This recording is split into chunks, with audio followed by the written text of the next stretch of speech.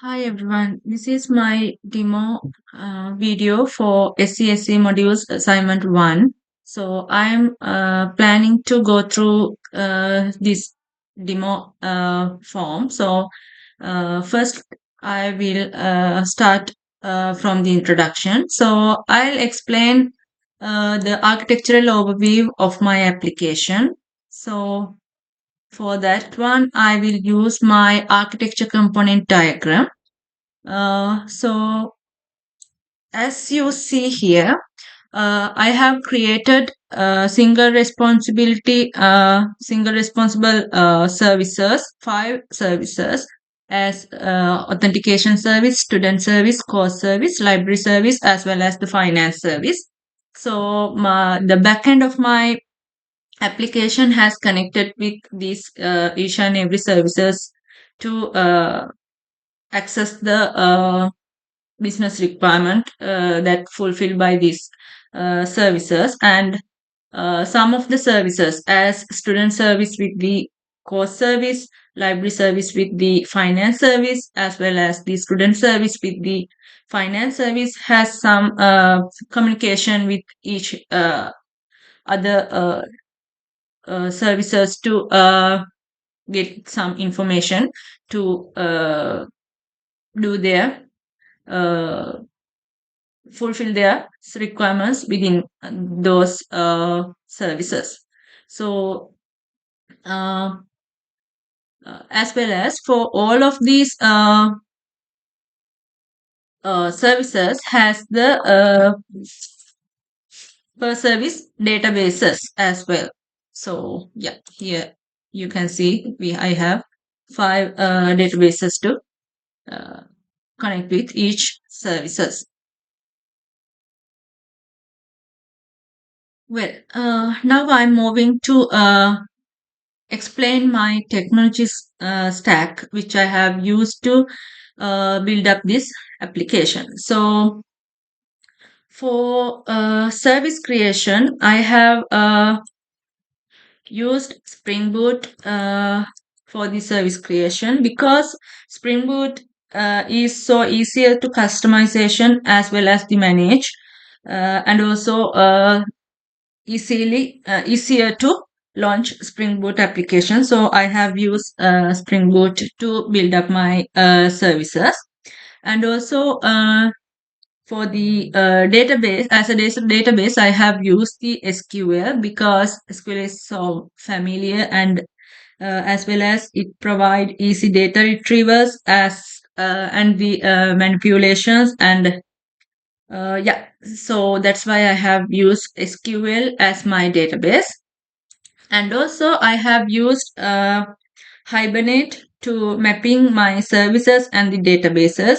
I have used Hibernate because it's having simplified data access, as well as with the Hibernate, we don't need to worry about the SQL statement generation because it's having a functionality to automatically generate the SQL statements. And also, I have used Swagger as an API documentation. Uh, and also for the uh, to containerize and start the application in the local, I have used the use this Docker because it was efficiency for rapid deployment, and also it will increase the productivity as well. For and then for my build up my UI component, I have used the use React because React provides efficient development process, as well as it's easier to integrate with other technology while using React. And also it's React has more features to build up more interactive user interfaces. So that's why I'm using React to create my UI component. So, and also for the testing purpose, I have used uh, JUnit 5, means Jupyter, and H2 databases for build up my unit test and the integration test. And also I have used Selenium for functional testing because it's easier to implementation, and also Selenium provide language supports as well. So I have used that one, as well as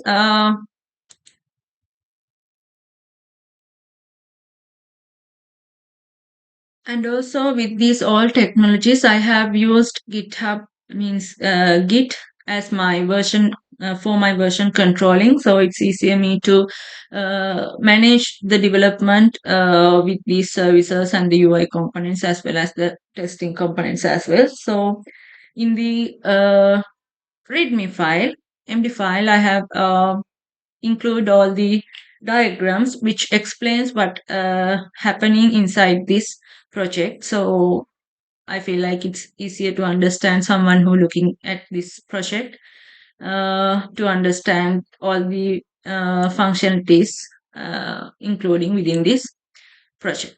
So uh, that's those are the technology stacks I have used to develop this application. Then I will move to the web application, how the web application works. So for that one, I will use the wireframe diagram to explain you about the interfaces and how it's works. So yeah, here is my wireframe diagram. So here's the starting point. So I have a user interface for sign in and sign up for the both. I have two interfaces for those because the new user have to create their own account as a user. So when the user first log into the system as a first time, he will see only the courses tab in the navigation. So by clicking this course tab, he can see a number of courses that is which is available for enrolling as a student. So if he trying to enroll for a one module as a student, if it is her first time, it shows the status message while creating a student account and while enrolling to that course.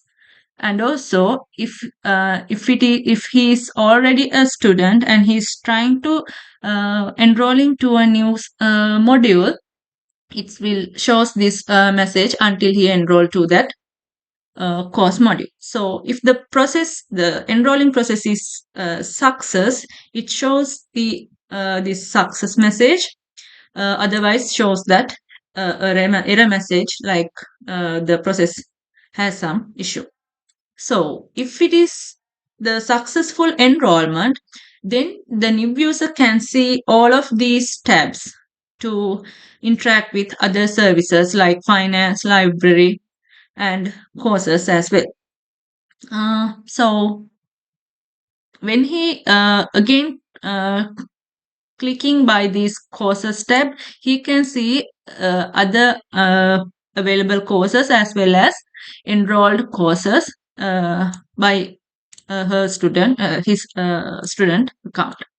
And also uh, when clicking the finance tab, he can see uh, all the financial records according to his account, like the overdue module fees, overdue library fines, such wise all the financial record according to his account. So the library uh, interface also same as this is, because it's also having all the books within the library and feature to borrow or return the books. So when he click to the graduation tab, so he will it will check if there is any overdue amount to pay. He is not eligible for graduation, and it will show some message that explain he is not eligible for graduation because of that overdue amount. If it is no any overdue account, he will be available eligible for graduation, and the graduation letter shows in this graduation interface. So these are the main user interfaces I have covered by my web application. Uh, so yeah, then uh, I will show some of the human interactive interaction from using my web application to that services. So here you can see some of some tabs we can see as a student. So I have a course, so I can see all the courses. Oh, give me a second. I have to recheck my databases first. Memory services. Well, now I'm checking my application. Yeah, it's running. Let me check.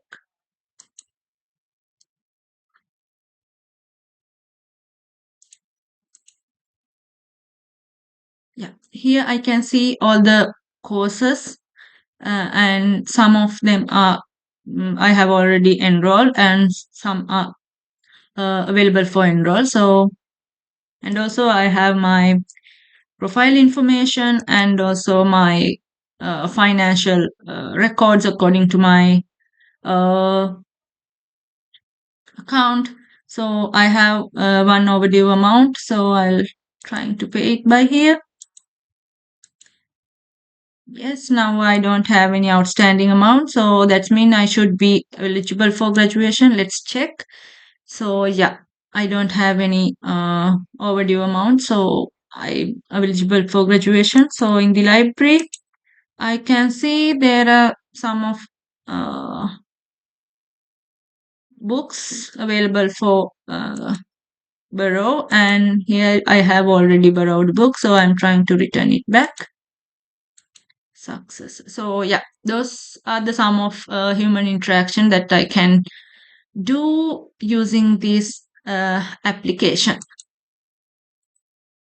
Well, now I am moving to the demo, like how my application works as an end user perspective.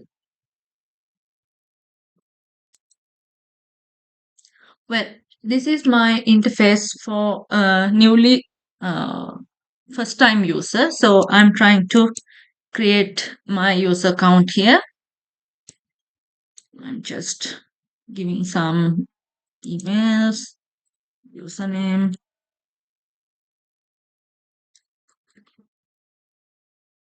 and password, and sign up. So I in here I have created to send a link for the activation link as a email, but it's not implemented yet. It's a bit more because since I'm it will be logged into a auth service, and I can check it, and here it is. Then I will activate that account. Then I'm trying to log into my account, the newly created one.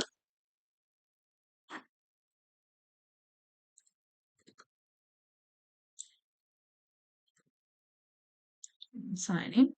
Yeah, here is my first time user interface. It's only having the courses, no any other finance or the library accounts yet because I'm not a student. I'm just only a user for the application. Then I'm trying to enroll a course as a user, as a student.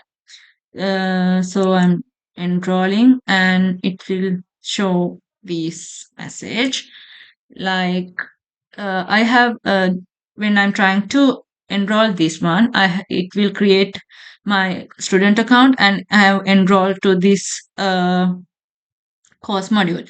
So now I can see the rest of services which I can interact with because I'm a student now.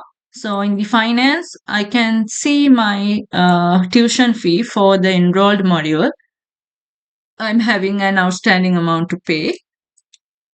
So um, now in the graduation, uh, I should not be see my graduation letter because I'm having an outstanding amount to pay now. So because of that, I'm not eligible for any not eligible for graduation. So I can see this message as I'm not eligible. So in the finance, I'm trying to pay this amount. Fine. Now I don't have any outstanding amount. Now I'm trying to see the graduation. Yeah, my graduation certificate is will be available because I do not have any available outstandings. So then I'm trying to view all the books in the library and trying to borrow a book. Go.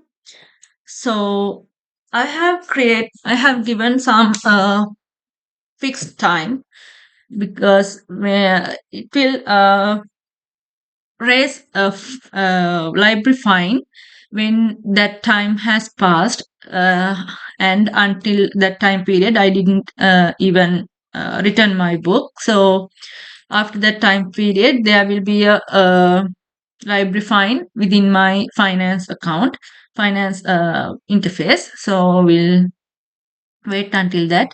So until that time period, this graduation certificate will be available. So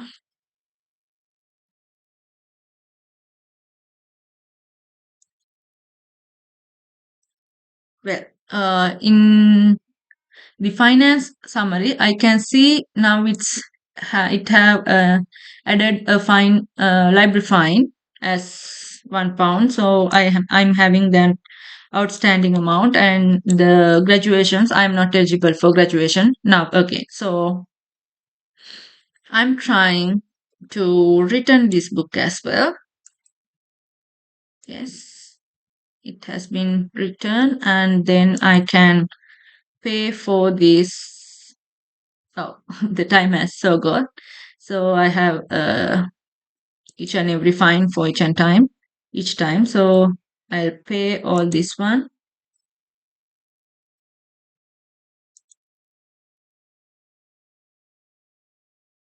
Well, so I don't have any outstanding again now. So in the graduation, it will shows my graduation certification as well. So these are the happy part in my web application, and it's how the end user works, yeah, with my services through this UI application.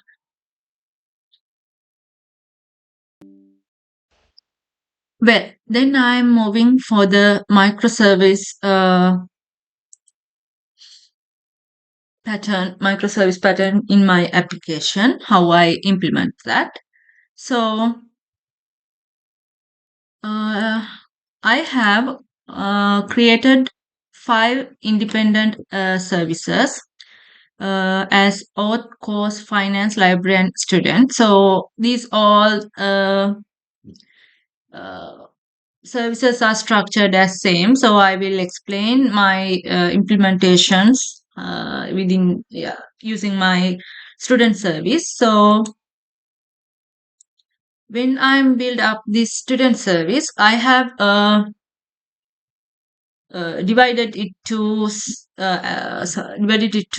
separate folders as models, controllers, services, repositories, and DTOs, and some common data within the common folder, because it's easier me to interact with the files, and it's clear for me.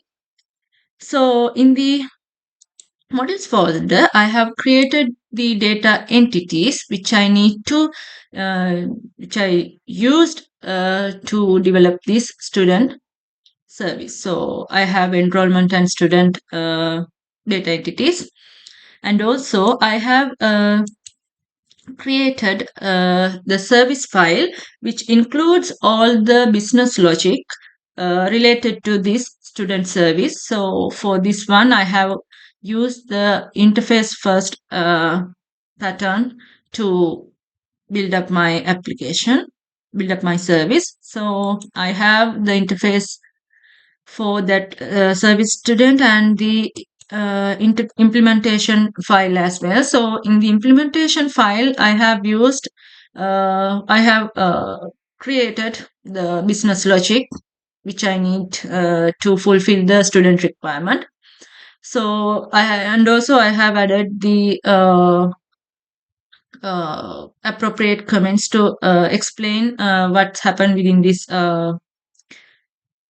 methods. So, and also I have created the data transfer objects which I need to interact with these data entities. So I'm having some of uh, data objects as well. So, and uh, and also I have created the REST API endpoints as a controller within my student control implementation file. It also having an interface and the implementation file. In the implementation file, I have create each and every endpoints which needs to who needs to interact with this student service. He can reach by this REST API uh, to the business logic within this student service. So there also I have added some comments to explain what's happening with this each and every API method, API call. Yeah. So, and also to this, as I explained before, the student service has some communication with the finance and the course services. So those kind of communications I have, and also oath as well. So those for those communication, I have created the external services as a in the commons folder, and create some API calls to interact with those services as well. Mm, and then, yeah, this is the main structure which I use to create my services. And the most interesting part is I have five services for my application. So it's not much easier to locally deploy all these services. So because of that, I have created a Docker file for each and every service, and deploy them locally. Then I'll create Docker images and deploy them locally. Then it will be easier for me to interact with each and service uh, via my UI component. So yeah, that's how I build up and interact with services within my application. And when talking about the alternative approaches, uh, in here I don't have implemented like uh, rollbacks within the if we have some communication with other services, then there is some issue or a error, and when some service call fail, the whole process should be rolled back. But for that one we need to use like queues, but it will be a bit more than the things in the course module. I didn't touch that one. So I think it will be a advantage if it is if we can use such kind of things to roll back the services. So yeah, I think it it will be uh, alternative approach to handle the distributed transactions. So yeah.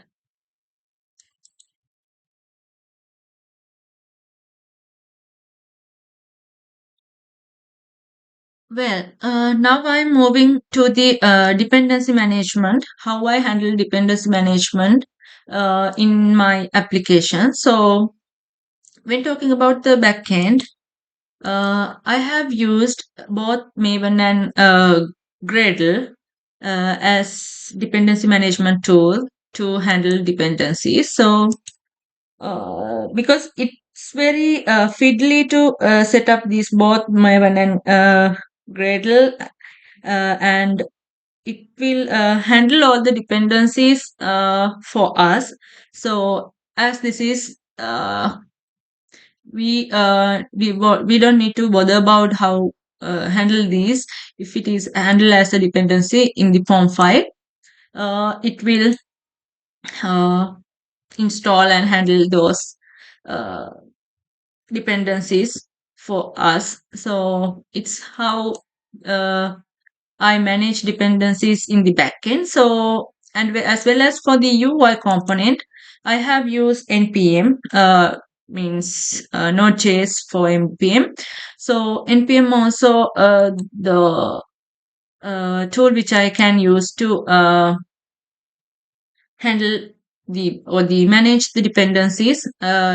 Will help us to we don't need to bother about our dependencies, and it will handle all the dependency related things for us. So that's how I manage dependencies within my application.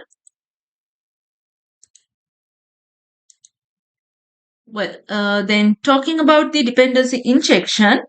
So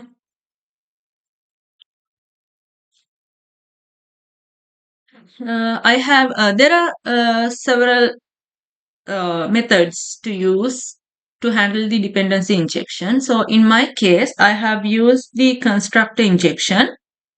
Uh, so for this dependency injection, I have because I the reason I have choose the constructor injection is it's easy to testing, as well as it will provide the better immutability as well. So I will explain how I use uh, how I build up the constructor injection within my application using this service student service. So here you can see I have had some annotation. So as this is like these are the annotation which I used to inject the dependencies among the services. So as you can see, there are several uh, dependencies that I have sorry annotations which I have used to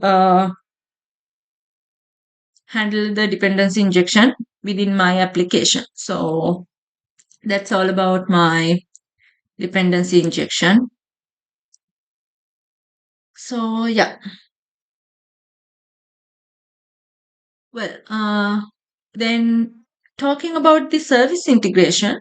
in my application, I have used microservice architecture because in according to my business requirement, uh, I have to create five services because microservice is basically uh, each service for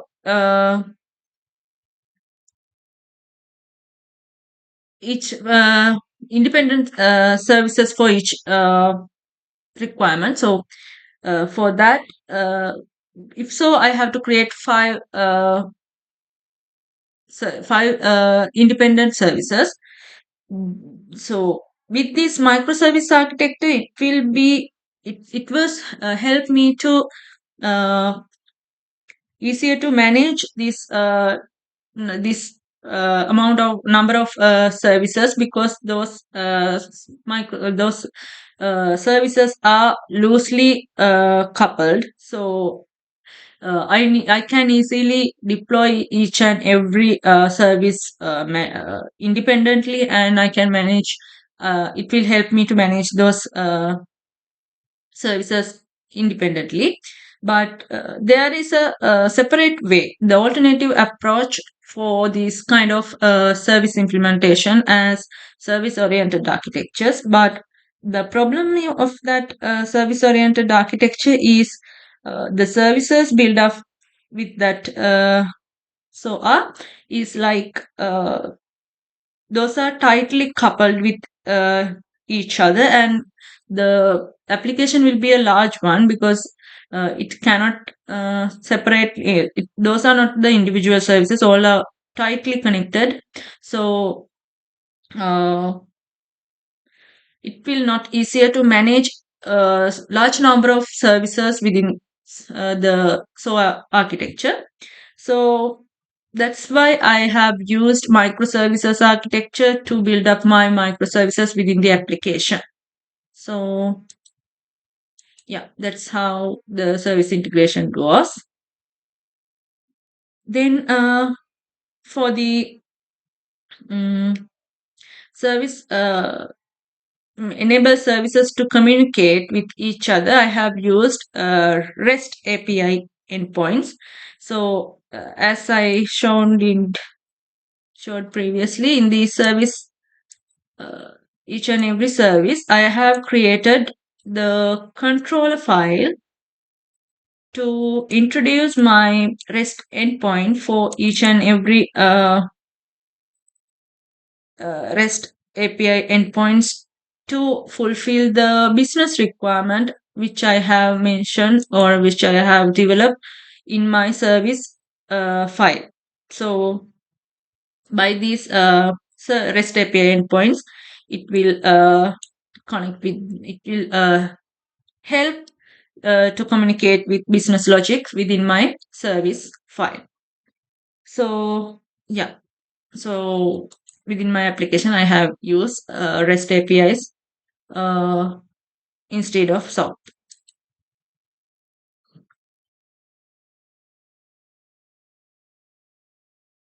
Well, now I'm moving for the testing part in my application.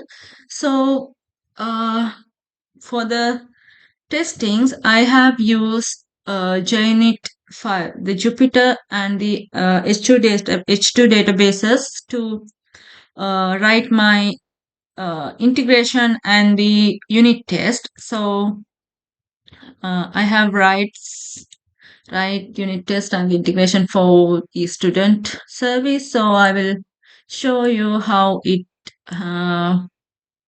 write and how it looks like.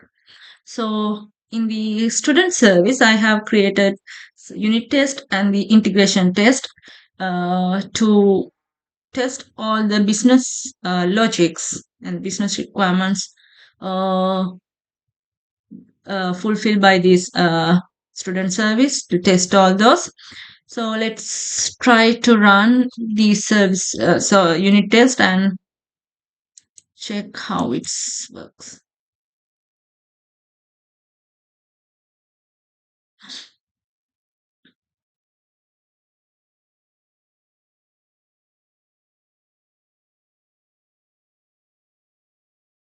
Well, we have 20 test cases in the student service, and the all 20 test cases have passed. So the unit test coverage is I have such wise I have covered the unit test for the student service. So the integration service, also I have used Jupyter and the H2. So we can try to run the integration test for the student.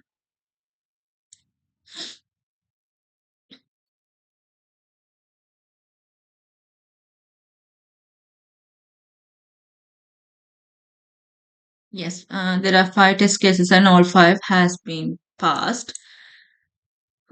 So yeah, um, testings and the integration. Then I will move for the functional test.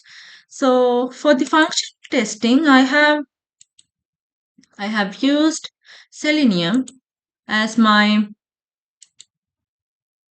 to write the functional testing. So I have created separate Selenium project, and within that, I have wrote several test cases to uh, check the functionalities. So we'll try to run this one.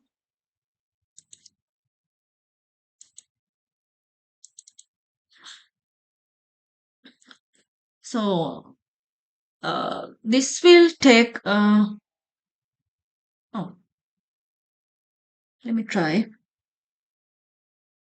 Well, so we'll try to run this functional test to test all the functionalities in my application. So um, why it will feels like okay. We'll try to run this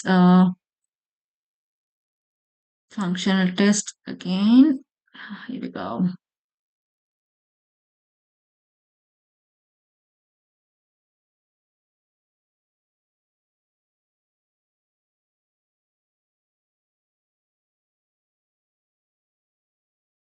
Well, it started. So this will take some time because some kind of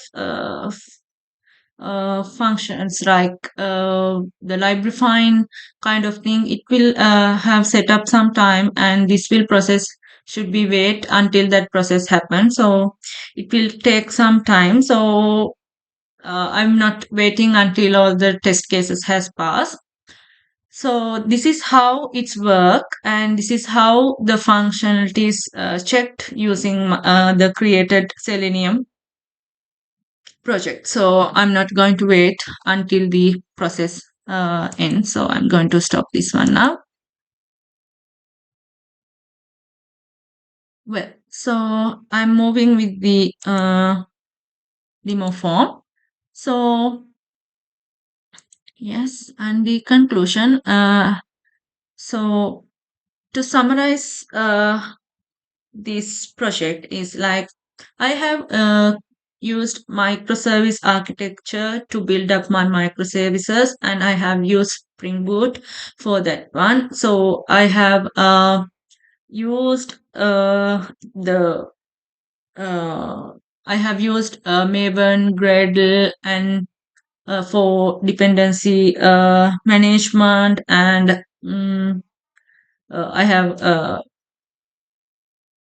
used React for build up my UI component. So and also I have used Docker to create to locally deploy all my services. And yeah, so it was easier me to interact the communicate with front end from the backend services uh, via the REST APIs as well. So yeah, and all the required business requirements work can is working properly working within my application. So that's how the application works. And I have used Jupyter uh, and the H2 databases for unit test and the integration, and also Selenium for the functional tests as well. So I think I have covered all the required features to uh, for this assignment.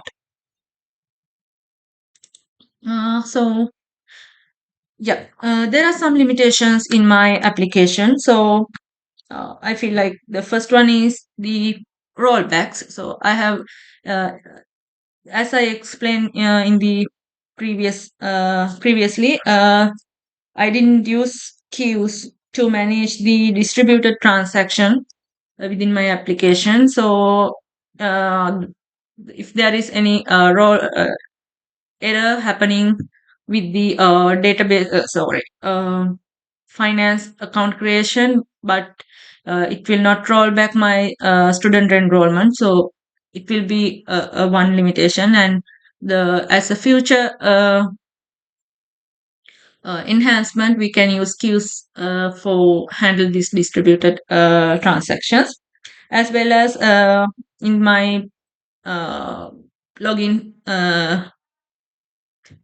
function. I have to there is now it's not having any proper way to proper way for the count activation. I'm just using the link uh, logged in my auth service and just trying to click by it. But it's good to implement it